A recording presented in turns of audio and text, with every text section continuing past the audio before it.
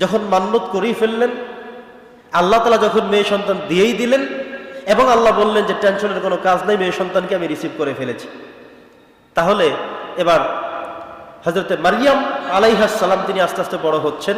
তাকে বাইতুল মুকাদ্দাসের পাশে একটি ঘর বানিয়ে সেখানে তাকে থাকবার জন্য জায়গা করে দিলেন, সুবহানাল্লাহ, যাতে করে তিনি সেখানে থেকে মসজিদের সার্ভিস দিতে পারেন। আর তাকে দেখাশোনার দায়িত্ব দিয়ে দিলেন তার এই মুরব্বী হিসেবে হযরতে জাকারিয়া আলাইহিস সালামকে। পড়ি সুবহানাল্লাহ, একটু সবাই জোরে বলি সুবহানাল্লাহ। জাকারিয়া আলাইহিস সালাম সম্পর্কে তার মামা হতেন, মামার কাছে ভাগ্নি যেমন নিরাপদ এই চিন্তা ভাবনা করে ওয়াকাফালাহা জাকারিয়া, আল্লাহ বলছেন আমি এই জাকারিয়া আলাইহিস সালামকে মারিয়ামের দেখাশোনার দায়িত্ব দিয়ে দিলাম। তা আমরা আজকে সেই জাকারিয়া আলাইহিস সালামের জীবন বৃত্তান্ত আমরা জানবার চেষ্টা করবো ইনশাআল্লাহুল আজিজ। সম্মানিত উপস্থিতি, জাকারিয়া আলাইহিস সালামের তিনি দায়িত্ব কিভাবে পেলেন, এটা নিয়ে অনেকগুলো কথা আছে, এখানে অনেকগুলো ব্যাখ্যা রয়েছে। ওনার দায়িত্ব কে নিবে এটা নিয়ে তাদের মধ্যে একটু লটারি হয়েছিল, কে নিবে তার দায়িত্ব। অনেকেই বলছে আমরা নিব, আমি নিব, আমি নিব, এভাবে অনেকে বলছিল, অনেকে চেয়েছিল। তো তাদের মধ্যে একটি লটারি করা হলো, সেই লটারির মধ্যে হযরতে জাকারিয়া আলাইহিস সালামের নাম চলে আসলেন, তিনি দায়িত্ব নিয়ে নিলেন এই হযরতে মারইয়াম আলাইহিস সালামকে।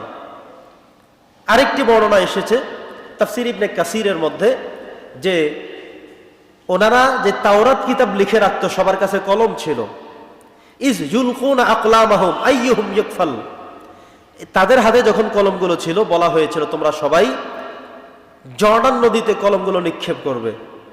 নিক্ষেপ করার পরে যদি পানির স্রোতে কলমগুলো নিয়ে যায় তাহলে তিনি সেই দায়িত্ব পাবেন না। যার কলমটা এই জর্ডান রিভারের মধ্যখানে থেকে যাবে, কোথাও চলে যাবে না, স্থির থাকবে, বোঝা যাবে তিনি সেই দায়িত্ব পাবেন। তখন সবাই মিলে দাঁড়ালেন, কিনারে দাঁড়িয়ে এভাবে জর্ডান নদীর মধ্যখানে নিক্ষেপ করলেন, সবার কলমগুলো চলে যাচ্ছে।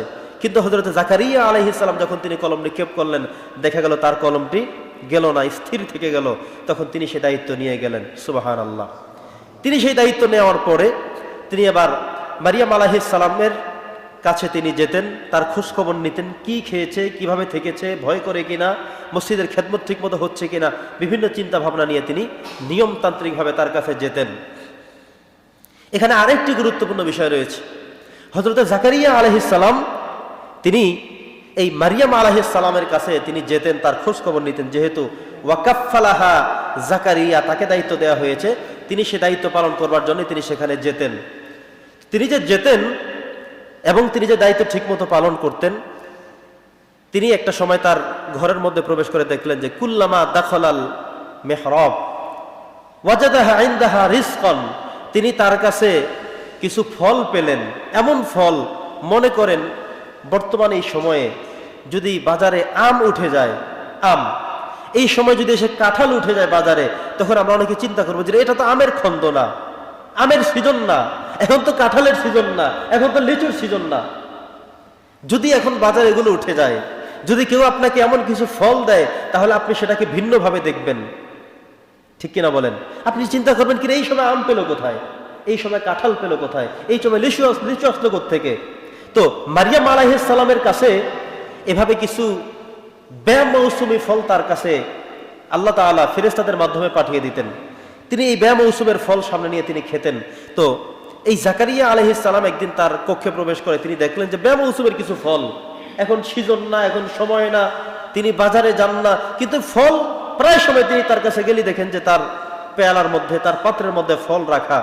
তিনি আবার অবাক হয়ে জিজ্ঞাসা করলেন, ইয়া মারইয়াম, এ ফল কোথায় পেলে? তিনি বলছেন হুয়া মিন ইনদিল্লাহ, আল্লাহর পক্ষ থেকে আমার কাছে ফলগুলো আসে, সুবহানাল্লাহ। তার মানে হলো মারইয়াম আলাইহিস সালামের ব্যাপারে আল্লাহ তাআলা বলেছিলেন যে ওয়ালাইসা যাকারু কাল উনসা, হে হান্না, তুমি তো তোমার সন্তানকে মসজিদের জন্য মান্নত করে দিয়েছো, তুমি মনে করেছো পুত্র সন্তান হবে, কিন্তু আমি আল্লাহ তাআলা জানি এই যে মেয়ে সন্তান তোমাকে আমি দান করলাম, মেয়ে সন্তান 10-20টা পুরুষের সন্তানের থেকেও অনেক বেশি উত্তম, তাকে দিয়ে আমি অনেক বেশি খেদমত করিয়ে নিয়ে যাব। যখন সব মানুষ নামাজ পড়ে চলে যাবে সেই সময় সে মসজিদে এসে পরিষ্কার করে যাবে, সুবহানাল্লাহ। এবং আল্লাহ তাআলা তাকে সেভাবেই তৈরি করে নিলেন। আর তার কাছে গুরুত্বপূর্ণ কিছু বেমৌসুমী ফল আসতো, তিনি সেগুলো ভক্ষণ করতেন। জাকারিয়া আলাইহিস সালাম সেগুলো দেখে তিনিও অবাক হয়ে যেতেন। এরপরে তিনি আল্লাহর কাছে দোয়া করেন, হে আল্লাহ, আমাকে তো তুমি কোনো সন্তান দিলে না, যেহেতু এই মারিয়াম আলাইহিস সালামের কাছে আমি প্রবেশ করলে ব্যয় মৌসুমের কিছু ফল পাওয়া যায়, তাহলে আমি তোমার কাছে দোয়া করলাম, হে আল্লাহ, তুমি আমার জন্য সন্তান দান করো।